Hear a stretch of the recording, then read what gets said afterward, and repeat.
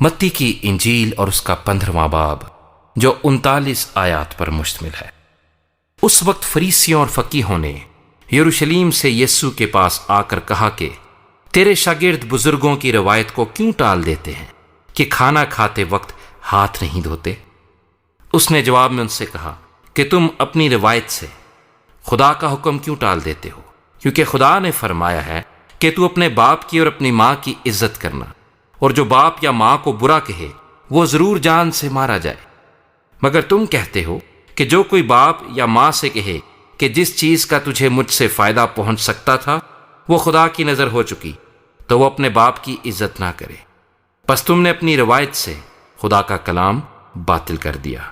اے ریاکارو، یہ سایہ نے تمہارے حق میں کیا خوب نبوت کی کہ یہ امت زبان سے تو میری عزت کرتی ہے مگر ان کا دل مجھ سے دور ہے، اور یہ بے فائدہ میری پرستش کرتے ہیں کیونکہ انسانی احکام کی تعلیم دیتے ہیں۔ پھر اس نے لوگوں کو پاس بلا کر ان سے کہا کہ سنو اور سمجھو، جو چیز منہ میں جاتی ہے وہ آدمی کو ناپاک نہیں کرتی، مگر جو منہ سے نکلتی ہے وہی آدمی کو ناپاک کرتی ہے۔ اس پر شاگردوں نے اس کے پاس آ کر کہا، کیا تو جانتا ہے کہ فریسیوں نے یہ بات سن کر ٹھوکر کھائی؟ اس نے جواب میں کہا، جو پودا میرے آسمانی باپ نے نہیں لگایا جڑ سے اکھاڑا جائے گا، انہیں چھوڑ دو۔ وہ اندھے راہ بتانے والے ہیں، اور اگر اندھے کو اندھا راہ بتائے گا تو دونوں گڑھے میں گریں گے۔ پترس نے جواب میں اس سے کہا، یہ تمثیل ہمیں سمجھا دے۔ اس نے کہا، کیا تم بھی اب تک بے سمجھ ہو؟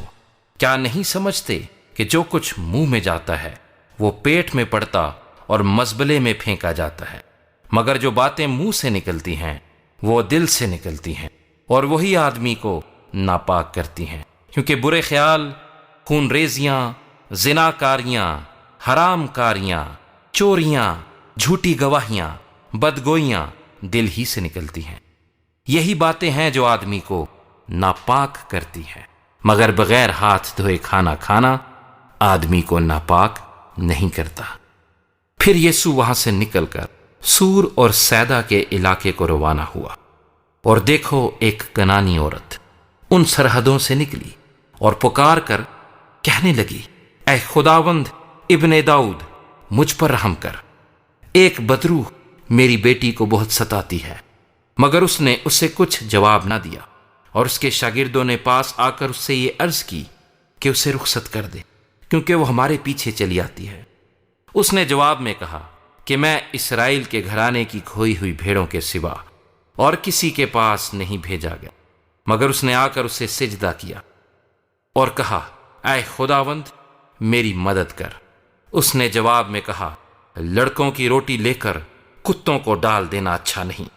اس نے کہا، ہاں خداوند، کیونکہ کتے بھی ان ٹکڑوں میں سے کھاتے ہیں جو ان کے مالکوں کی میز سے گرتے ہیں۔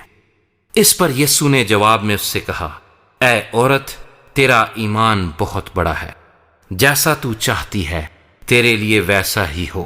اور اس کی بیٹی نے اسی گھڑی شفا پائی۔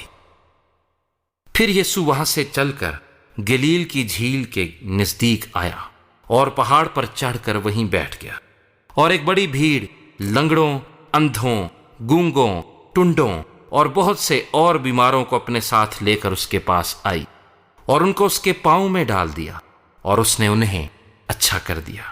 چنانچہ جب لوگوں نے دیکھا کہ گونگے بولتے، ٹنڈے تندرست ہوتے، اور لنگڑے چلتے پھرتے، اور اندھے دیکھتے ہیں، تو تعجب کیا اور اسرائیل کے خدا کی تمجید کی۔